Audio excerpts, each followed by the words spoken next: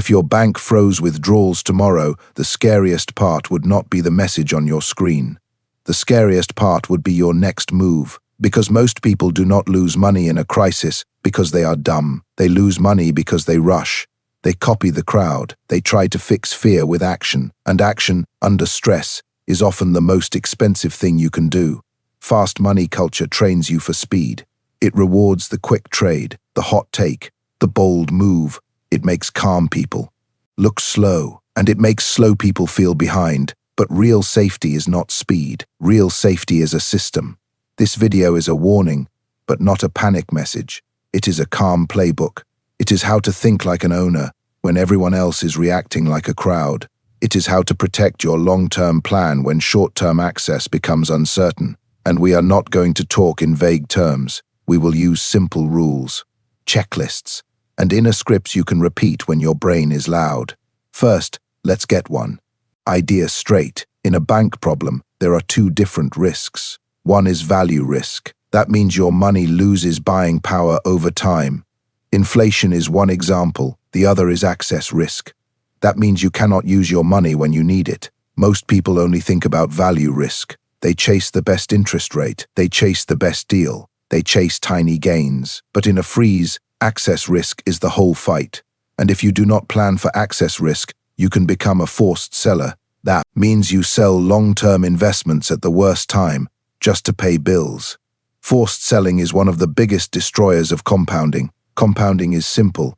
It needs time. It needs you to stay in the game. It needs you to avoid big mistakes. A bank freeze can pressure you into a big mistake, not because the market beats you, but because fear pushes you. So we will start with the first rule. Rule 1 is, don't make a permanent choice to solve a temporary problem. Now let's talk about how a bank freeze can even happen. Banks are not just vaults. A bank takes deposits and uses them in the economy. It makes loans. It holds bonds. It moves money through many channels. This is normal. It is how modern banking works. The system runs smoothly when people are calm, but it can strain when many people demand cash at the same time. This is why confidence matters. When confidence breaks, people rush. When people rush, the system can slow down. Transfers can get delayed. Limits can show up. Access can get messy. This does not mean every bank is about to fail. It does not mean you should panic. It means you should respect one truth.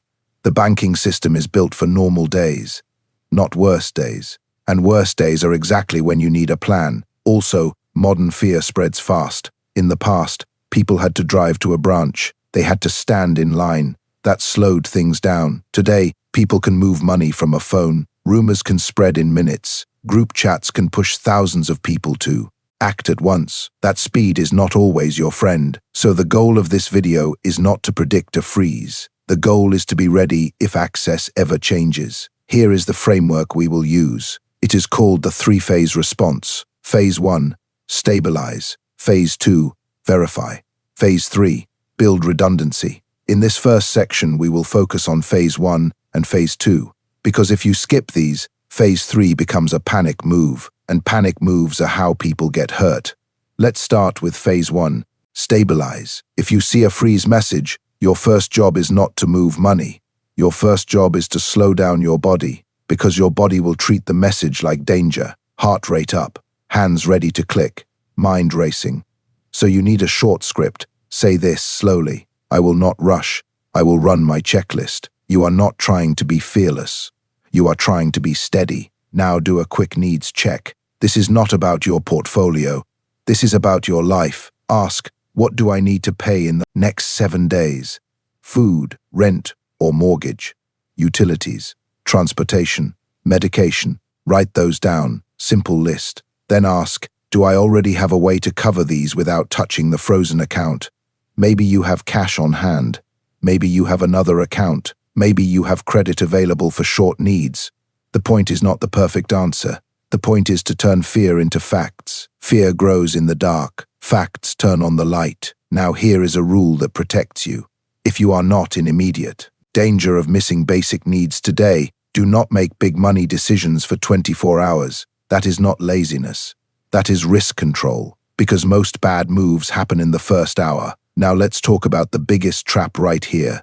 The trap is the one big move. When people are scared, they want a single answer, a single place, a single switch that makes them feel safe. So they move everything, they withdraw everything. They chase the first idea that sounds strong, but the market and the world do not reward drama. They reward structure. So use this rule: I will not move everything based on one headline. Now you might say, but what if waiting makes it worse? This is where phase 2 comes in. Verify. Verify is not waiting forever. Verify is checking the real situation before you act. So phase 2, verify. A freeze message can mean many things. It could be a technical problem. It could be a fraud lock. It could be a system outage. It could be a local issue. It could be a wider stress event. You do not guess. You verify. Here is your verify checklist. First, check more than one official channel. Check the app. Check the bank website. Check the official phone line if possible. Second, check whether the problem is only withdrawals or also card payments, transfers, and deposits. Third, check if other people at the same bank report the same thing from official updates, not rumor posts. Fourth, contact the bank using a trusted number you already have saved, not a number from a random comment online. This is important because scams rise during fear. Panic creates easy targets. Now here is a key point. During a scare, social media becomes a fog machine. It fills the room with smoke. Smoke can come from truth. It can also come from fear, guesses, and lies. So you need an information rule. If the information does not come from an official source, it does not get to control your next move. This single rule can save you. Now, while you verify, you also need to protect your mind, because your mind will start running worst-case movies. So use a simple grounding question. Ask, what do I know for sure right now? Not what you fear, not what someone posted. What you know for sure. Then ask, what do I need to know next? This keeps you calm.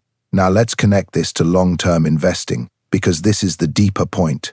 The best investors are not calm because they are special. They are calm because they plan for stress. They build margin of safety into their finances. They keep buffers. They avoid fragile debt. They avoid single points of failure. That way, when something shakes, their life does not snap. If you want to think like an owner, you do the same. An owner does not build a business with one supplier, one customer, and one door to exit. That is fragile. They build options. They build backups. They build a plan that works even when a bad week shows up. This is how you apply margin of safety to life. Now, I want to be clear. This is not telling you that banks will freeze. This is not telling you to fear the system. It is telling you to respect how systems behave under stress. And it is telling you to build a calm plan before you need it. So let's recap phase 1 and phase 2 in one simple line. Stabilize your body. Verify the facts. Only then do you act, because the goal is not to feel safe for 1 hour. The goal is to protect your future, to protect your long-term plan, to keep compounding alive. In the next section, we will build phase 3, build redundancy. We will talk about how to set up more than one door for access, how to avoid being trapped in one pipeline, and how to build a simple cash system with layers so you can pay bills, avoid forced selling, and stay calm even when the crowd is loud. That is where the real protection lives, not in a perfect prediction, in a strong structure. Phase 3 is where you build strength, not by doing one big move, by building more than one door. Most people run their money through one pipe, one bank, one card, one app, one direct deposit, one bill pay setup, one login.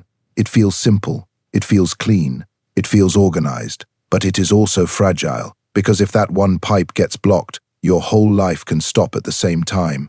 So phase 3 is called build redundancy. Redundancy is not fear, it is design. It is how pilots think. It is how engineers think. It is how calm investors think. They don't ask, what is the perfect system? They ask, what system still works if one part fails? Here is the first rule of redundancy. Do not depend on one point of access. If one bank freezes, you want another way to function, not forever, not for a year. Just long enough to stay calm and avoid forced mistakes, because forced mistakes are expensive. Now, this is where people often misunderstand. They think redundancy means hiding money or doing extreme things. It does not. It means simple layers. It means options. It means being able to pay for real life without panic. So let's build a simple structure you can remember. It is called the cash ladder. A ladder has steps. You don't jump from the ground to the roof. You climb. Your cash ladder has 3 layers. Layer 1 is today money. This is for small, urgent needs. It exists for short disruptions. Layer 2 is this month money. This is for bills and normal emergencies. Layer 3 is longer-term money. This supports your long-term plan and keeps you from selling investments when life gets messy. This is a framework, not a product list. The goal is to match the job of the money with the risk of the place. Money you need today should not sit somewhere that might delay access. Money you won't need soon can be placed with more focus on preserving value. That is it. Now let's turn the cash ladder into action with a tool. It is called the 10-minute cash map. Take a blank page. Draw 3 columns. Column 1, today. Column 2, this month. Column 3, longer term. Now list where your money is in each column. Not every dollar, just the places. Then ask one question. If one door closes, do I still have another door? If the answer is no, you found the weak spot. You are not doing this to scare yourself. You are doing this to see clearly. Now, the next step is the 2-door rule. The 2-door rule means you aim to have at least 2 ways to handle basic life payments, 2 ways to access money, 2 ways to pay for essentials, 2 ways to receive income, if possible. Again, this is not a promise. It is a goal, because in stress, 1 door can stick. 2 doors give you options. Now, here is a simple payments checklist. If your main bank is frozen, can you still buy food? If your main card fails, do you have a backup card? If your phone is lost, do you have another way to access your accounts? If your bill pay system is down, do you have another way to pay one key bill? If your paycheck goes to one place, could you change that if you needed to? These are not fun questions, but they create calm later. Because calm is built before the storm, not during it. Now, let's talk about the biggest mistake people make when they try to build redundancy. They build it only in their head. They say, I could do this if I had to, but in a crisis, I could is weak. You want it is already set. So here is the rule. If something is important, set it up while calm. That might mean having a backup method ready. It might mean keeping a small buffer where it is easy to reach. It might mean spreading access across more than one place. It might mean keeping some things simple and offline. I am not telling you exactly what to do. Your life is different from other people's lives, but the principle is the same. If you are depending on future you to solve it fast, you are taking a risk. Now let's talk about another risk people ignore. Concentration risk. This is when too much money depends on one institution or one system. Even if that system is strong, concentration is still a weakness, because strength is not the same as always being available. So a calm rule is this. Avoid putting all your lifeline cash in one place. Lifeline cash means the money that keeps your life running. Your housing, your food, your health, your basic bills. Now, many people ask, what about deposit insurance? Isn't everything covered? Insurance can help, but it is not the same as instant access. Also, rules have limits and details. So here is the principle-based version. Know the protection rules that apply to your cash. Know the limits. Know the timeline. Know what is automatic and what is not. Do not assume. Assumptions are fragile. Now, let's talk about physical cash, because people always ask about it. A small physical cash reserve can be useful in short disruptions. It is not meant to replace your entire system. It is meant to give you breathing room. Breathing room is powerful. Breathing room stops panic. Breathing room keeps you from selling long-term investments. Because a bill is due today. So think of physical cash like a spare tire. You do not drive on it forever. But when you need it, it matters. Now, another part of redundancy is financial plumbing. This means how money enters and leaves your life. Many people have built a single pipeline. Paycheck in, bills out, everything attached to one account. This is clean, but it is also a single point of failure. So the question is not, is my system neat? The question is my system resilient? Resilient means it can take a hit. So here are simple ways to think about resilient plumbing. Try to avoid having every bill connected to one account. Try to avoid having every payment method tied to one card. Try to avoid relying on one app for all money tasks. Try to keep at least one backup path for essentials. This is the same logic as a business. A business that depends on one customer is fragile. A household that depends on one pipe is also fragile. Now, let's add a key investor psychology point.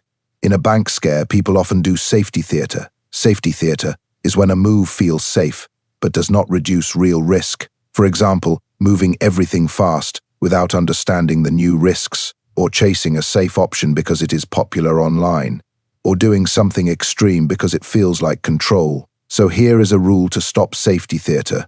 Before any big move, ask, what risk am I reducing and what new risk am I adding? You always add something. Even doing nothing adds risk. The goal is to choose risks on purpose, not by emotion. Now, let's build the red flag list. These are warning signs that your cash setup is fragile. Red flag 1, you check one app, and that app controls your whole life. Red flag 2, you cannot pay essential bills without one account.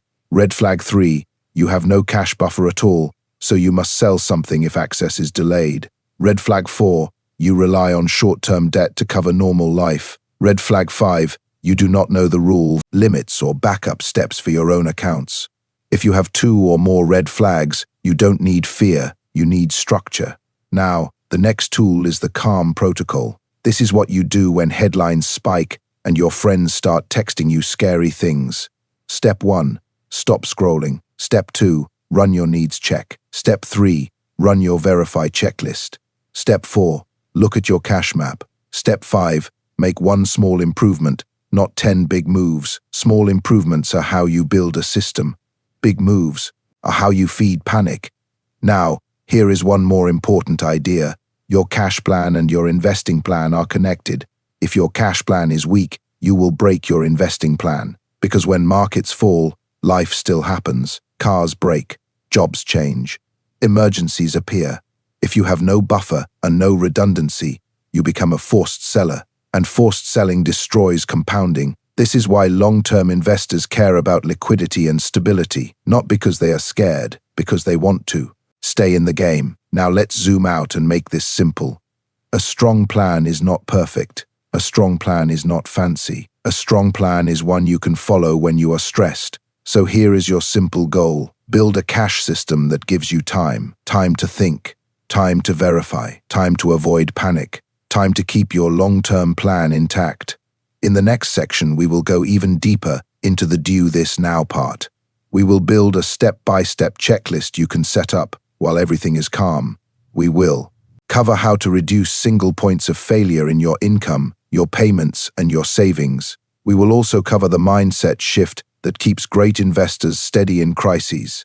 Because the real danger is not the freeze. The real danger is the decision you make in the first hour, and we are going to make sure you don't make that mistake. Now we get to the part people really want. They want the do this now list, not a rumor list, not a panic list, a calm setup list. Because if you wait until the day money is frozen, you will be trying to build a parachute while falling.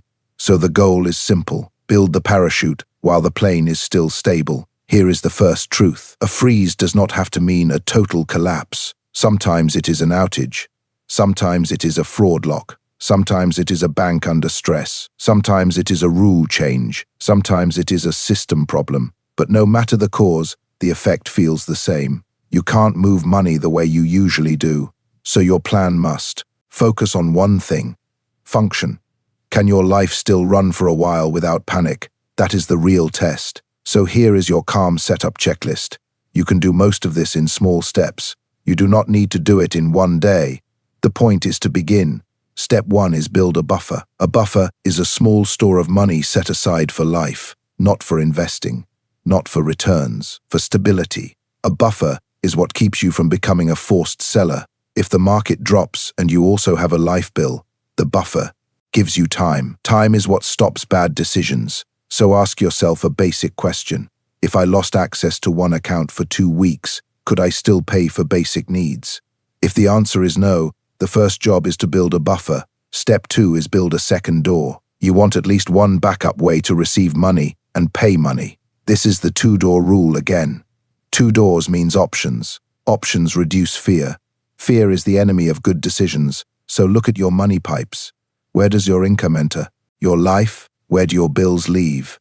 If both go through one pipe, that pipe is too important. So the calm move is to create at least one backup path.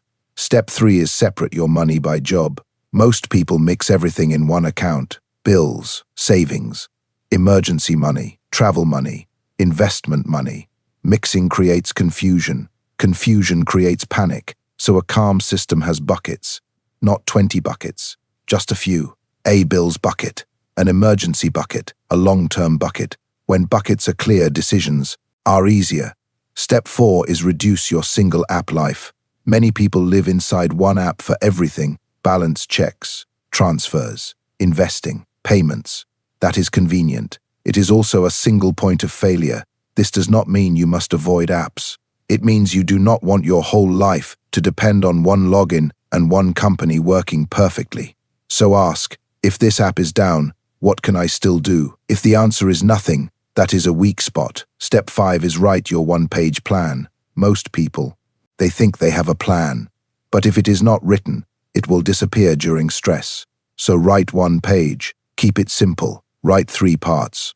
Part 1, my essential bills in the next 7 days and next 30 days. Part 2, my backup doors.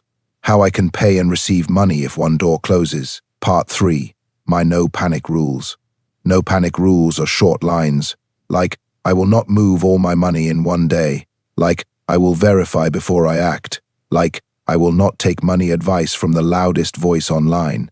This one page is not for the internet. It is for you on your worst day. Now, let's talk about the mindset behind this. Long-term investors focus on one thing first: survival. You cannot compound money you no longer have.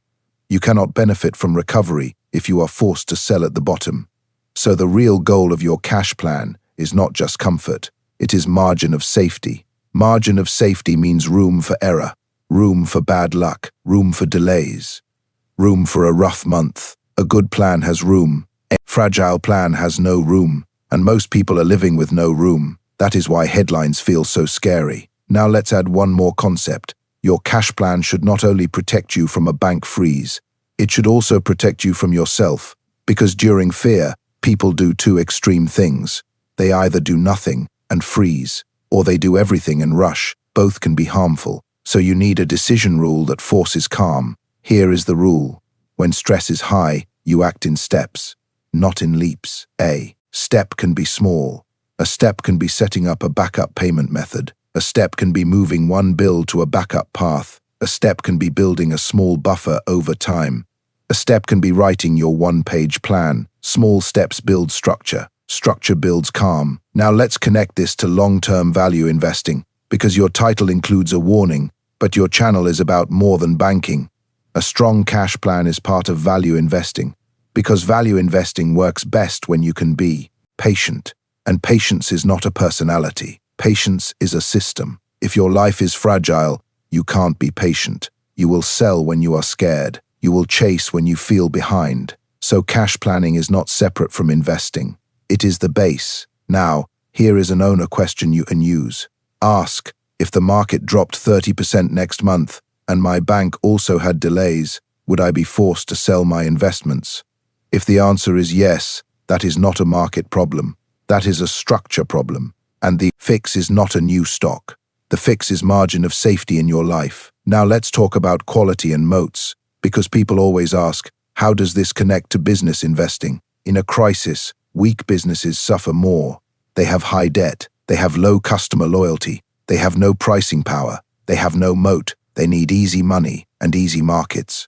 When stress hits, weak businesses break first. Strong businesses can bend, but they often survive. So while your cash plan protects your short-term life, your long-term investing plan still needs quality.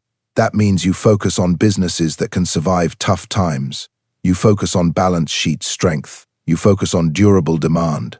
You focus on moats, and you avoid paying prices that leave no room for error. This is how you avoid being burned twice, once by access stress, and again by panic selling. Now, we should talk about what not to do, because this is where people get hurt. Do not try to solve fear with a magic place. In every crisis, There is always a trending safe idea online. People speak with total confidence. They say, everyone must do this one thing. That is usually a sign of a crowd forming, and crowds do not think about trade-offs. Every move has trade-offs. So use this simple trade-off question before any big change. What do I gain and what do I risk? If you cannot name the new risk, you are not thinking clearly. Now let's talk about information overload. During a bank scare, you will see non-stop posts, videos, tweets, clips, comments, screenshots, rumors. It feels like research, but most of it is noise. Noise creates panic, so set one information rule for yourself. Here it is. No scrolling until you finish your checklist. You stabilize, you verify, you check your needs. Only then do you read news, and only from a few trusted sources. This protects your mind, because the mind cannot be calm while it is fed fear every minute. Now, let's put the whole playbook into a simple script you can remember. If you ever see a freeze message, you do not sprint. You say, I will not react. I will run my plan. Phase 1, stabilize. Breathe. Write down needs for the next 7 days. Avoid big decisions for 24 hours unless essential bills are due today. Phase 2, verify. Check official channels. Confirm what is actually restricted. Avoid rumor sources. Phase 3, build redundancy. Use the cash ladder. Create a second door for payments and income. Separate money by job. Reduce single points of failure. Now, I want to address one more fear that sits under all of this. The fear is, what if I do everything right and still lose? That fear is real. There are no perfect guarantees in finance, but there is a huge difference between a perfect outcome and a strong process. A strong process reduces the chance of being forced. It reduces the chance of panic mistakes. It reduces the chance of permanent damage. That is what you can control. And control, in investing, is mostly control of behavior, not control of markets. Now, here is the final mindset. You are not trying to predict the next crisis. You are trying to be ready for normal life during an abnormal week. That is all. If you can keep paying for food, housing, and health, if you can keep your long-term investments untouched during stress, if you can avoid making one big fear move, then you are already ahead of most people. Because most people do not lose because they lacked intelligence. They lose because they lacked structure. So here is your final action step. Do one small thing today. Write your one-page plan, or draw your cash map, or create your second door, or build a small buffer. Small is fine. Small is how strong systems begin. And once your cash system is stable, you can invest with a calmer mind. You can focus on quality businesses. You can demand fair prices. You can hold through volatility. You can let compounding work, because compounding is not just math. Compounding is behavior, repeated over time. And the best behavior is hard to do when you are scared. So build the structure that keeps you calm. That is the real do this now.